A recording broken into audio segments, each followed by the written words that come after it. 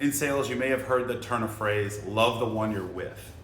Why that's so important is because if you have someone on the phone, you have them in a Zoom meeting, you're meeting them in person, give 100% effort to this person. And if it takes longer than you have allotted for, keep going. Particularly if you have the opportunity to make a sale or it feels like you could make a sale, which 99% of the time, if they're taking the meeting, there's a good chance that you could make a sale. Love your one you're with. Make sure that you don't cut that person short or leave there without leaving a stone unturned.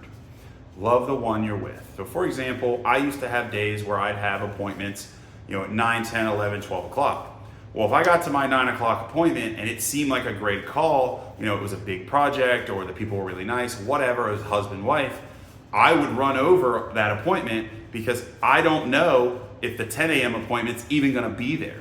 And I don't wanna cut it short and miss out on making 1 or 2 or more sales with people right in front of me who are interested, because I'm thinking about people that are not right in front of me and are not ready to make the sale. They're not there. I'm not able to chat with them. I don't have contact with them. There's been a lot of opportunity lost by people rushing their sales process or rushing their sales pitch because they're trying to get to their next appointment. Oh, I gotta get more, I gotta get more, I gotta get more. Always remember, love the one you're with, because the quality of now is way more valuable than maybe in the future could be. Because I've learned that lesson the absolute hardest way, where I was going to pitch someone, got there early, went through the process, stayed a little later, did not sell them.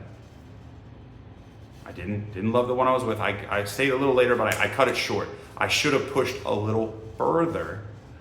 Went to the next appointment and they're not home.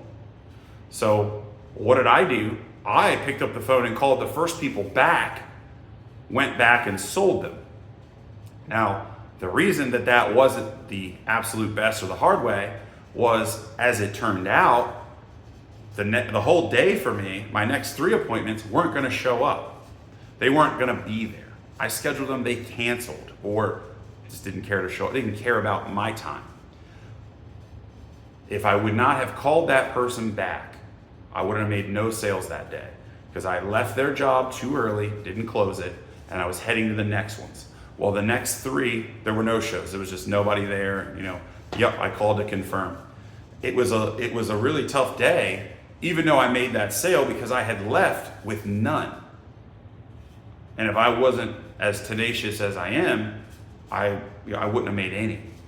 So I ended up making 1 sale, but I learned the hard way right then and there that my next 3 appointments were a waste of time. I should have just sat all day with the first person, made the sale, had tea and crimpets, everything would have been fine, missed the rest of them because they were not even there.